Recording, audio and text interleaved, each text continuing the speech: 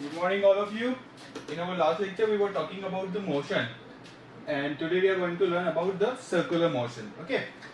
तो देखिए circular motion के लिए हमने बेसिक्स लर्न किया था that whenever an object travels on a circular path that motion is called as a circular motion. That motion is called as a circular motion. For example, एक garden है, garden के चारों तरफ जो road बना हुआ है वो रोड इस शेप में है, सर्कुलर शेप में है. ठीक है. फॉर एग्जांपल हमने देखा है, कहां पे देखा है इस टाइप का रोड? किसी को कोई आइडिया? जयपुर में कहां पे? सर रेलवे स्टेशन के सामने. रेलवे स्टेशन के सामने. और जवाहर सर्किल गए हैं आप? Yes sir, ring road. हाँ, जवाहर सर्किल पे जो बना हुआ है पाथ जिसपे वो वॉकिंग करते हैं, वो भी कौन सा आपका सर्कुलर शेप का है ना. तो उस पे जब कोई बंदा जॉगिंग कर रहा होता है तो वो जो है मोशन वो होता है हमारा सर्कुलर मोशन. उसके अलावा जब सर्कल पे हमारी कोई व्हीकल जो है वो व्हीकल टर्न करता है तो उस मोशन को भी हम क्या कहते हैं? Circular motion. तो इससे रिलेटेड कुछ डेफिनेशंस देखते हैं. फॉर एग्जांपल, अगर मान लीजिए हमारा ऑब्जेक्ट जो है वो एक पॉइंट से मोशन स्टार्ट करता है,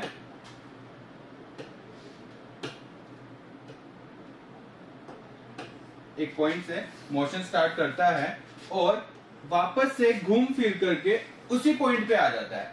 when object it starts to its motion from a point A and travels path on the circular road and comes back to the same point, then the overall displacement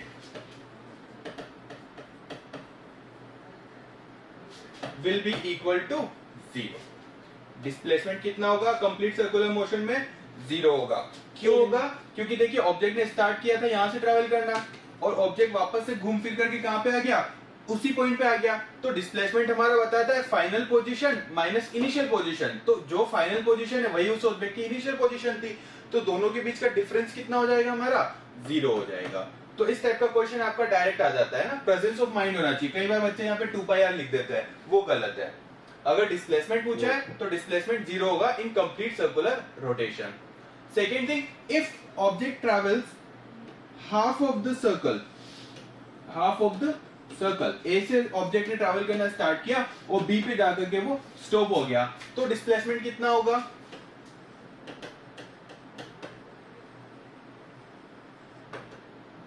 बताइए displacement कितना होगा अगर object जो है वो half of the circles को complete कर रहा है, सेमी सर्कल को ट्रैवल कर रहा है, तो टोटल डिस्प्लेसमेंट कितना होगा? Sir 2πr. 2πr नहीं, 2πr किसका फॉर्मूला होता है? 2πr किसका फॉर्मूला होता है बताइए? 2πr जो फॉर्मूला है वो फॉर्मूला होता है सर्कमफेरेंस का, कंप्लीट सर्कमफेरेंस का होता है. लेकिन देखिए हम फिर से देखते हैं, कंसेप्ट पे जाते हैं. ऑब्जेक्ट ने ट्रैवल करना स्टार्ट किया था ए से, ऑब्जेक्ट का फाइनल पोजीशन है पॉइंट बी. अब हम कहते हैं कि डिस्प्लेसमेंट क्या होता है? Final position minus initial position. Final position minus initial position, shortest distance between both the points. तो दोनों के बीच में शॉर्टेस्ट डिस्टेंस कौन सी होगी? उन दोनों को मिलाने वाली स्ट्रेट लाइन होगी. और जब हम सर्कल की हाफ ऑफ द रेडियस से, हाफ ऑफ द पॉइंट से रेडियस को ड्रॉ करें कहां तक? Opposite side of the circle तक. ये देखिए आपका ये बन रहा है सेमी सर्कल, सेमी सर्कल बन रहा है, सेमी सर्कल बन रहा है ना. तो सेमी सर्कल का मतलब क्या हुआ? पॉइंट ए से point B which is passing from the centre of the circle. तो उस लाइन को हम क्या कहते हैं? The line which is passing from one point to another point through the centre of the circle, that line is called as a, क्या कहलाती है ये लाइन? सर्कल पढ़ा है ना आपने? नहीं, डायामीटर पढ़ा है. Diameter half of the length is called as a radius. ये होती है radius and 2 times of the radius is called as a diameter. तो यहाँ पे जो हमारा डिस्प्लेसमेंट होगा क्या वो डायामीटर के इक्वल होगा? Final position minus initial position passing from the centre of the circle and dividing circle into the two part, dividing circle into the two part. dividing circle into the two part, that is called the diameter. Diameter का formula क्या होता है बताइए radius की terms में?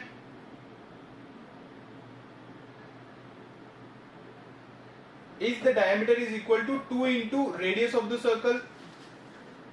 D is equal to 2r होता है ना, ये रेडियस है हमारी, ये भी रेडियस है, radius plus radius 2 times the radius, 2r के इक्वल होगा कि नहीं होगा?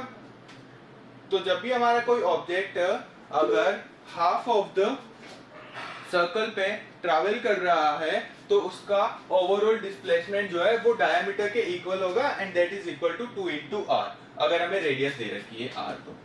क्लियर है सबको? सेमी सर्कल पे अगर मोशन हो रहा है तो कितना होगा? चलिए ये तो बात हो गई किसकी? डिस्प्लेसमेंट की। When object travels full circular motion and half of the circle. Now what will going to happen if we have to find out the distance of the object? अभी हमने निकाला डिस्प्लेसमेंट कितना होगा, अगर कंप्लीट सर्कुलर रोटेशन हो रहा है one circle में तो डिस्प्लेसमेंट होगा 0, और अगर half of the circular path travel कर रहा है तो डिस्प्लेसमेंट होगा that is equal to diameter, that is equal to 2 into the radius of the circle. But what if we have to find out the distance? Let's see. अगर हमें निकालनी है distance traveled by the object on a complete rotation on a circular path.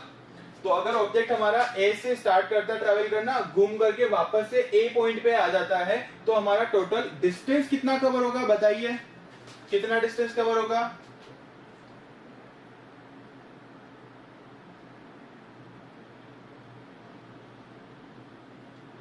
Object ने यहां से चलना start किया, हम डिस्टेंस की बात कर रहे हैं ना, डिस्प्लेसमेंट की नहीं कर रहे हैं। ऑब्जेक्ट यहां से चलना स्टार्ट हुआ, इसकी सर्कमफेरेंस के equal equal equal equal equal equal equal equal चलते चलते वापस से उसी पॉइंट पे आ गया, तो टोटल कितना डिस्टेंस ट्रैवल किया? सोचिए।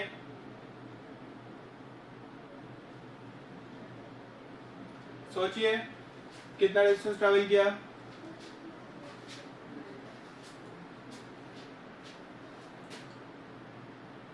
क्या हम कह सकते हैं कि टोटल डिस्टेंस 360?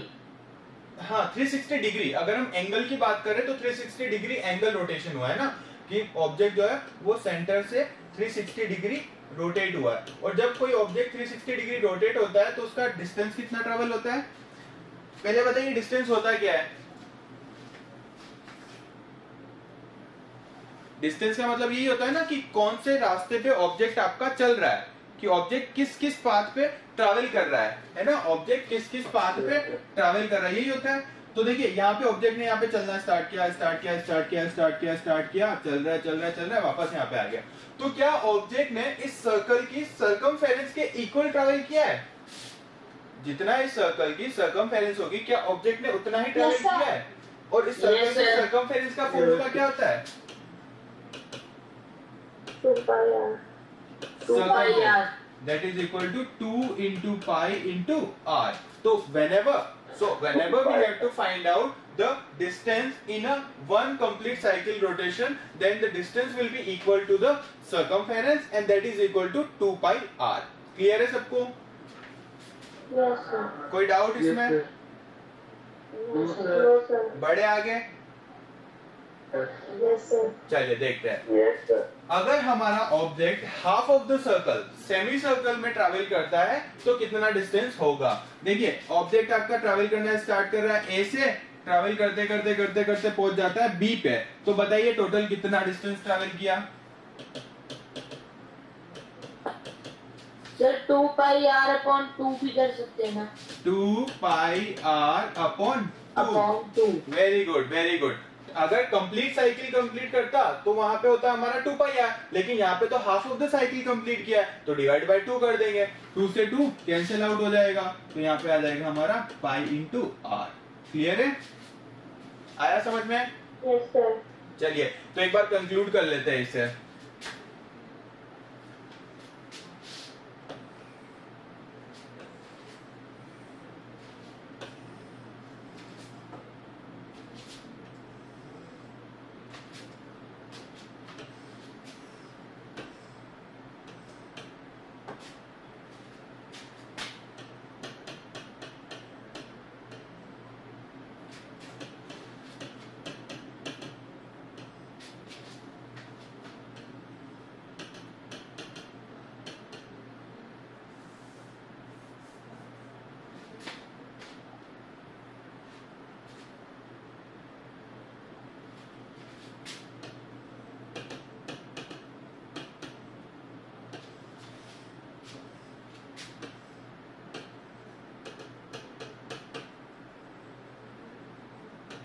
चलिए, अगर हमारा मोशन जो है वो कंप्लीट साइकिल हो रहा है, कंप्लीट वन साइकिल, अगर ऑब्जेक्ट हमारा वन साइकिल कंप्लीट कर रहा है सर्कुलर मोशन में, तो डिस्टेंस कितनी होगी हमारी 2 pi r 2 पाई आर, और डिस्प्लेसमेंट कितना होगा हमारा 0 0। Very good. अगर ऑब्जेक्ट हमारा हाफ साइकिल कंप्लीट कर रहा है तो डिस्टेंस कितना होगा pi r और डिस्प्लेसमेंट कितना होगा 2 into r 2 into R. Clear है सबको?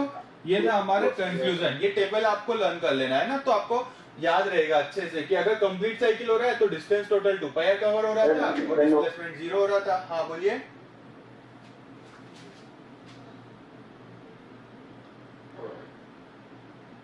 और अगर हमारा half of the cycle travel कर रहा है तो वहां पे डायमीटर के इक्वल हमारा डिस्टेंस हो रहा था, और वहां पे डिस्टेंस हमारा हो रहा था हाफ ऑफ द सर्कमफेरेंस के इक्वल, और डिस्प्लेसमेंट हो रहा था हमारा डायमीटर के इक्वल। ठीक है, तो ये था हमारा basic about the circular motion. ये था हमारा basic about the circular motion. In our next lecture we are going to see few numerical based on the circular motion. अगले लेक्चर में हम इस टॉपिक पे बेस्ड कुछ न्यूमेरिकल प्रॉब्लम्स को सोल्व करेंगे और उसके बाद हम इस चैप्टर को क्लोज करेंगे। ठीक है, किसी को कोई डाउट आज के लेक्चर में? no sir चलिए मिलते हैं अगले लेक्चर में।